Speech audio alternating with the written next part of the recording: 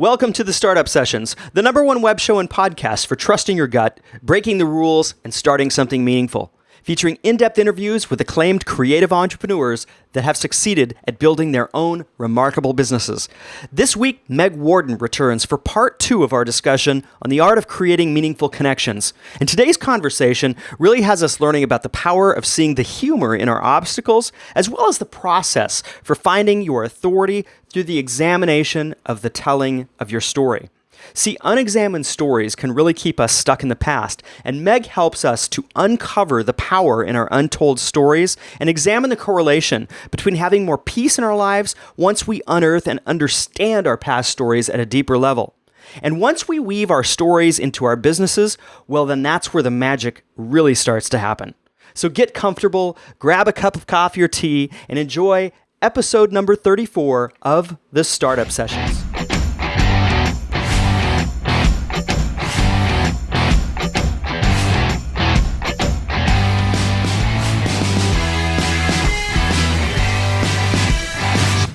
You're sharing stuff. I would, well, definitely that's typically a little bit deeper topic than we go into on my show, which I'm really excited about.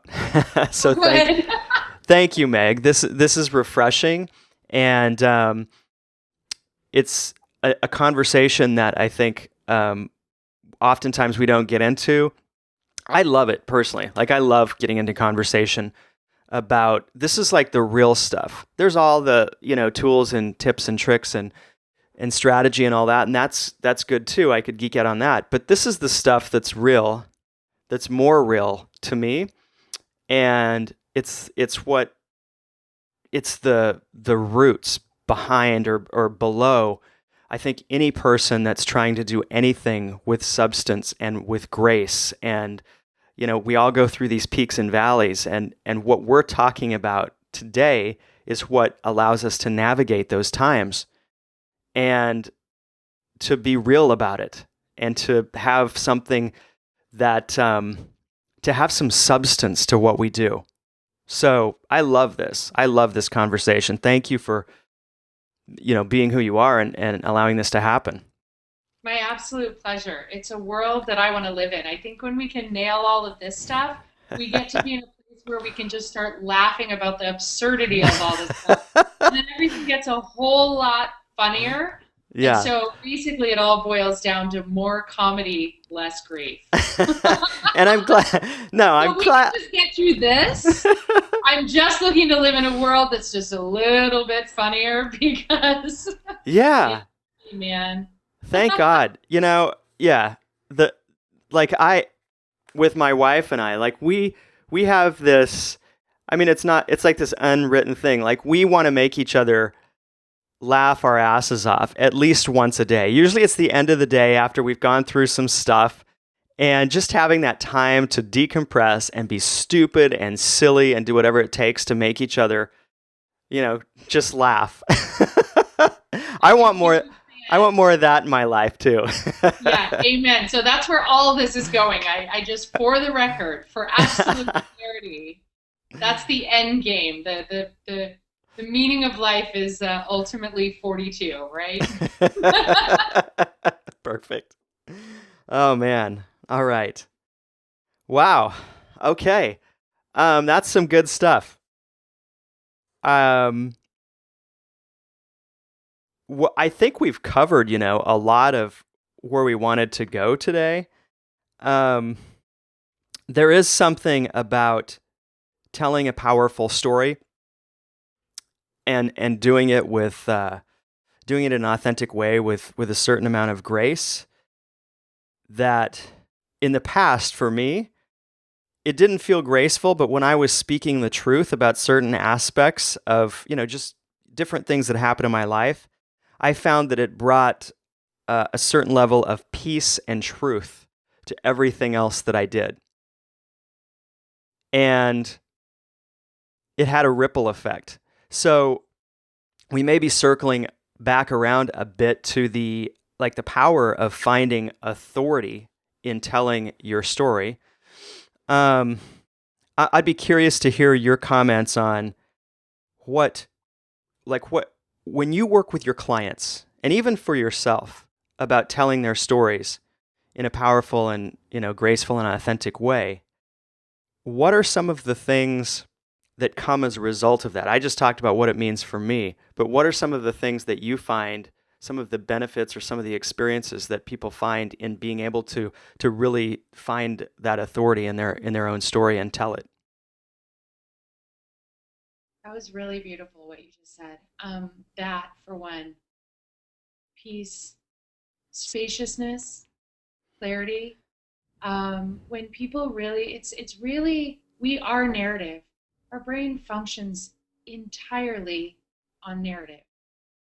And when we're able to become the editors of that narrative, and I'm not talking about rewriting the truth, I'm talking about getting into the marrow of the truth, which is, it's never black and white. It's a complicated place. It's learning how to live in a more multifaceted reality where it's not just I did good, I did bad, what I did was awful.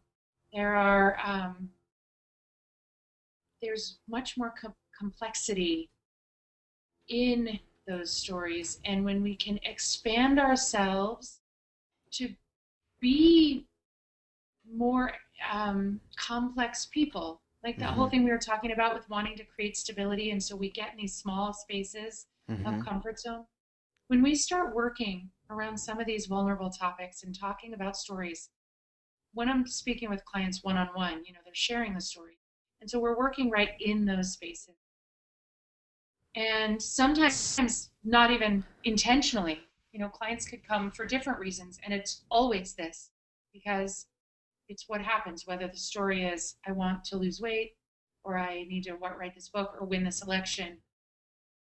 We're working in these spaces and recognizing that, we can take out the value judgments and edit out the compound stress to a place where the first thing we do is just get to the facts. Yeah. We talk about what that story would look like from a journalistic perspective. If you were just studying the rare tribe of yourself, you become the watcher, and you're able to tell that story and edit out the value statements. I did this, therefore I'm blah, blah, blah, blah, blah, blah, blah. You have one statement and a paragraph of value judgments or feelings about what you did, or feelings about how someone else felt about what you did, or who you are as a person as a result of this thing happening, or a thing happened to you, and you have a paragraph or a whole book about how you shouldn't have been in that place, or you could have done this differently, and if you can start by editing out all of the external noise and getting it down to facts, then you can start seeing what's truly inherently just human about what happened. And then when you become the editor of that story from a perspective of compassion, or at least objectivity, like you would if you were watching someone else as a journalist, you are able to have great power over your own life. Because instead of we get that all that noise that comes after a statement is loud, and it's a vortex that sucks us in to a place of pure emotion, and we lose sight of what just happened. When we start to edit that out and get into the facts, we're then able to really take a look at how we want to feel about it. And generally, people want to feel at least okay about it. And perhaps at a higher level, we can even find the ways that it's just human, that it's perennial, that it's something that can connect us to someone else. We can find threads of those stories that make us feel like we're not alone. We can find threads of those stories that are just plain funny. It's hilarious. We can make those stories into tragicomic, right? What's the word? Tragicomedy? Yes. Comedy, right? Because it is. It's just all of us as humans sort of stumbling around. Yeah. And so I find that people are able to exhale. They're able to find great spaces of peace and silence in their minds. And in that space, they're able to see new opportunities. I could have a whole conversation about space from a physiological perspective of how much space actually each one of our cells make up. I'm so fascinated with the dark matter conversation and science in that regard. But when we're just talking about metaphorical space, editing out all of that noise and just getting to the facts of your life, your story, what it is, then you can be in a place of empowerment. And when that happens, when that empowerment happens, and you're able to choose how you want to feel like about something, you become a person that is more responsive than reactive in all areas of your life. And so that means instead of being a knee-jerk reactive, I just got triggered, which put me into this spiral of all the ways I feel about who I am as a person based on this one thing that happened all that time ago. I can be responsive. This trigger just happened. It reminds me of this. And now there's all this space there instead. And I can think about anything from how I'm going to be compassionate to the person who just triggered me, or how I'm going to go take a bath now instead of eating a bag of potato chips, or how I'm going to choose to be in action using this feeling as impetus for the next thing I'm going to do in my business instead of deciding that it's not worth it at all and I'm going to give up and go start searching Craigslist for a job as a phone sex operator. Yeah. Right? Yeah. I don't know why phone sex operator, but that seems like the bottom of the barrel, right? Are you trying to tell us something about your secret ambitions? No, but that's probably the thing that's crossed my mind. And now I'm in that place of nothing's going to work out. What am I going to do to support my kid? I'm going to be a homeless phone sex operator. Oh my God, that's hilarious. We all go there. I don't know if we all go there, but we all go to this place where despite the fact that historically all of our needs have been met over and over and over, we still go to this place where if I don't do this, if my business fails or whatever, it's going to go so horribly wrong that I will be this awful, shameful person in the world. But that's an aside. I just thought we were getting too serious. It's so great. No, I love how you mix in the moments of brevity with these like amazing discussions on empowerment, and I think the ability to weave all that stuff together and not have it be heavy, but have it be light and have it be fun. That's miracle work in and of itself. So you're on the right track, Meg.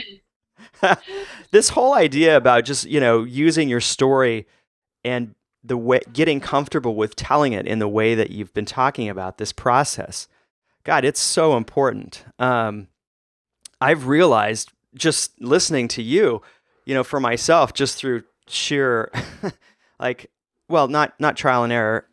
I've had a coach that's helped me through some of being able to tell my stories about certain things in a way that really releases a lot of the shame around stuff. And it truly has helped me live life from a more conscious perspective. And I'm not sure what the relationship is. You've described it probably better than anyone I've ever heard talk about how being able to tell your story influences your ability to be empowered and respond. I think that's brilliant. But I found that to be so true. And I found that it's allowed me to be more present in my life. I'm not even sure why that is. It might be tied in with just the fact that I feel more peaceful about certain things, but it's allowed me to just feel that sense of, what? I'm okay, and I'm present, and I can be more present with people and connect with those that I care about. We could go on. We could talk for a long, long time, Meg. I know. Can I just say one thing about that? Just one thing about the presence is so, because it's so important. And again, that's another hot sort of phrase, is this idea of being present. Mm-hmm. But what you just said is a really important thing, and there is a reason for it. It's when you are able to develop the piece with these stories, when you have all of that unconscious emotion emotional attachment to your stories, there's a way that you're always connected to the past. If you can't let something go, if you've got that Mac beach ball spinning in your head all the time, the places that you're stuck, those stories are holding you in the past and putting you in a fearful place about the future. And so when we can do this work and create peace, because our brains work on narrative, it's a little bit like Tetris. And there's been studies done. I'll tell you about it sometime. My son's a big gamer, and I unschooled him, so I've been doing a lot of homework on the psychology of gaming. But there's genuine work, science, around Tetris, the game, where you put the little shapes in place, and recovering from PTSD. And the reason is because your brain craves the ability to compartmentalize. And when we're able to create a peaceful narrative, it allows our brain to compartmentalize the things that we have emotions about that we haven't released. So that emotion ties us to those stories and those places. And until we go in and we're able to articulate those emotions and those stories and those emotions, when we're able to do that, the result is that we can compartmentalize it, store it away, and move on. And also the result is that it enhances the ability to remember, like I said a little bit ago, that we go into these places of thinking, if X doesn't happen, I'm going to be a homeless person of shame. Rather than remembering that historically, I've always been okay. At my lowest point, I've been clothed, fed, and someone somewhere cared about me. And when we have peace around our stories, it's easier to remember that that's the truth, that we're in that reality, because we're not subconsciously have these ropes and chains to these feelings of terror, ultimately of falling or of being neglected, abandoned, ashamed, all those things. So you're verbalizing that you can feel more present. That's the kiness that we can tell people, be present, be here now all day long. But when you can go back and do that actual work, what you're saying is you now have an understanding of what it means to be present, because the feeling of that safety going forward to some extent and peace with what's in the past, it cuts the ties and allows you to be here now. Okay. Does that make sense? Yes, thank you for that. It's exciting, right? Yeah, it's really exciting. It's so exciting. It came together for me. I feel great. It's been compartmentalized. You've done the mental Tetris. That's right. I love it. I love it. See, I just made a case for us all to go play Candy Crush after this. There you go. We now have the perfect reason to go do that. This is phenomenal, Meg. You're brilliant. I love this. I love your approach on what you do, what you offer. And I'm a big proponent of I just can't help but shout from the rooftops when I have great experiences with people. And that's one of the reasons that I wanted to have you on this show. I wish that I reached way more people than I do, and that's my goal. But I just thank you so much for opening up and sharing the things that you have with all of us, the listeners and viewers on the show today. This is incredible, incredible work, and it's like the real work. This is the heavy lifting that, if you do this, in my experience, it's the biggest difference maker that you can make in your business and in your life. I say that from personal experience. So I would encourage anyone that's intrigued, even intrigued. The more intrigued, the better. But even if you're interested or intrigued in what we've talked about today, to reach out to Meg. I'll have her contact info and website listed in the show notes here for episode 33. But I'm just really moved by the work that you do, Meg.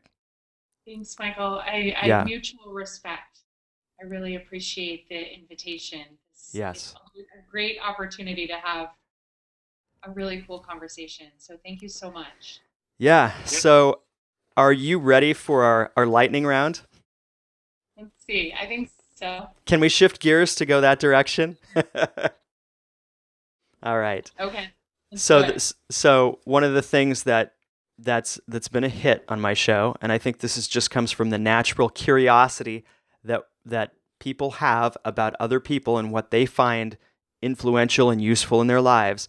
That's the reason for this. So here we go. Meg, what's the most influential book that you've read? So that's probably the toughest one of your questions.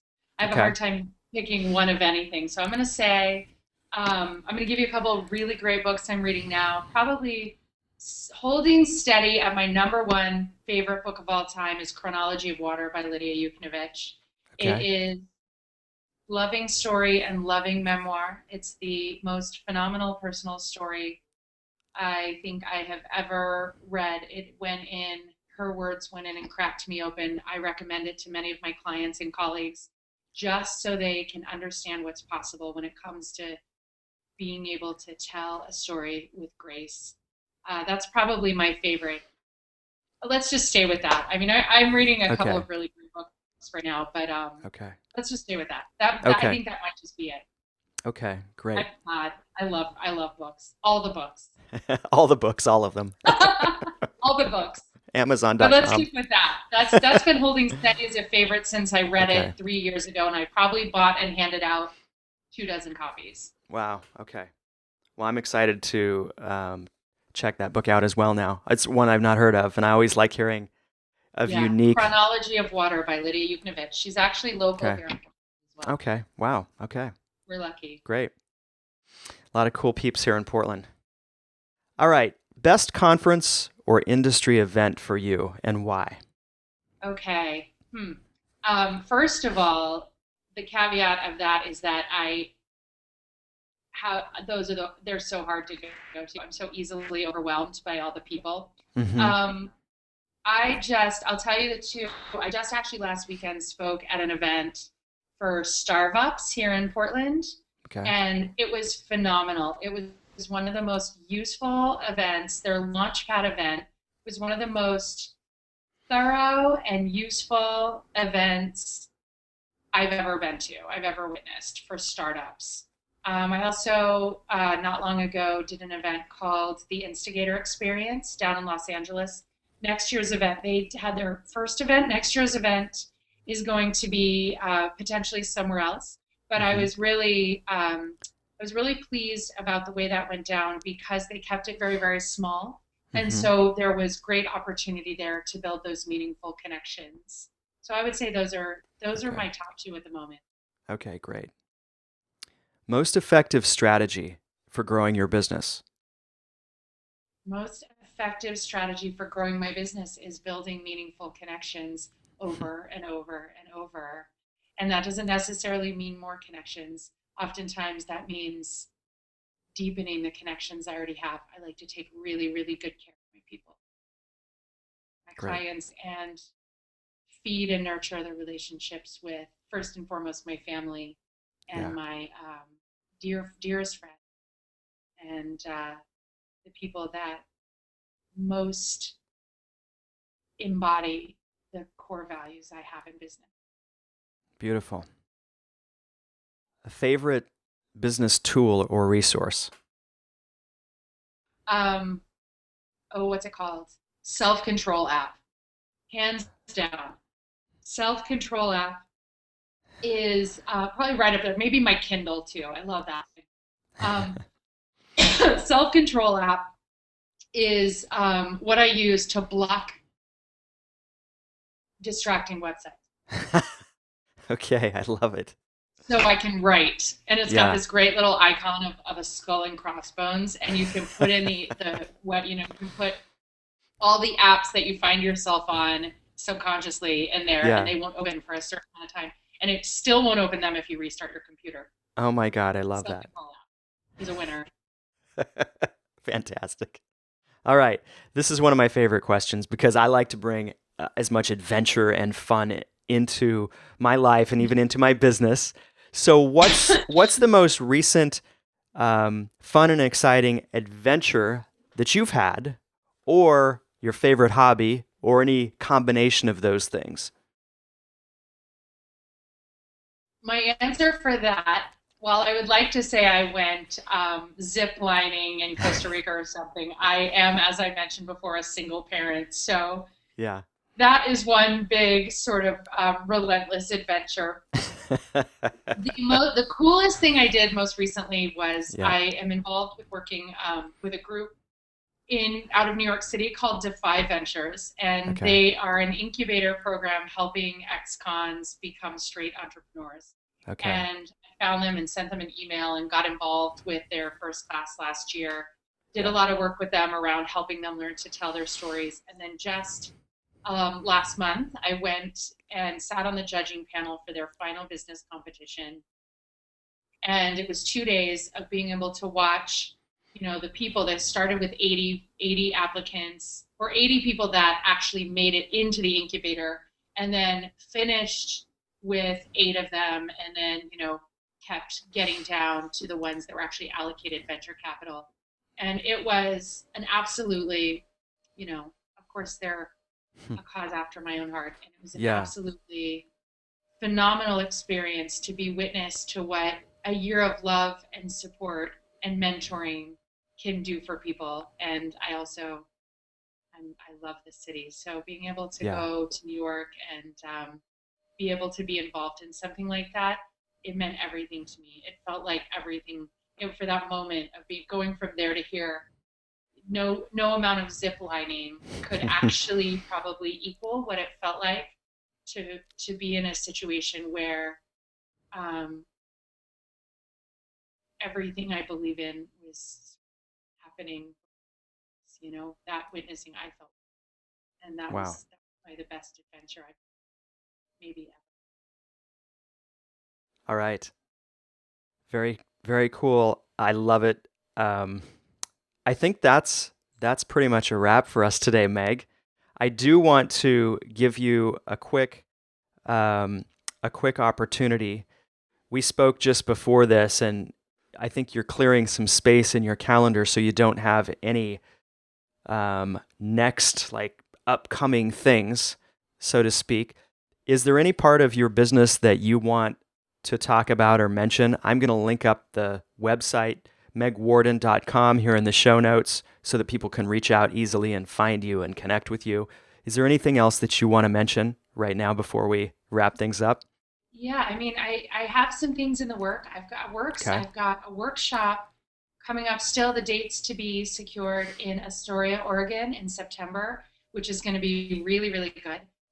So Okay. I would really, invite people to come visit my website and put their email in to be, alerted when things happen. I write and send those out. I'm not a big spammer or a heavy emailer, but I've got a great workshop coming up. Right now, I have just opened up 4 new spaces in my coaching practice. Okay. Those fill really quickly, and that just happened. So if anybody's interested in private coaching, I do have a couple of spaces for that, and working together is incredibly powerful.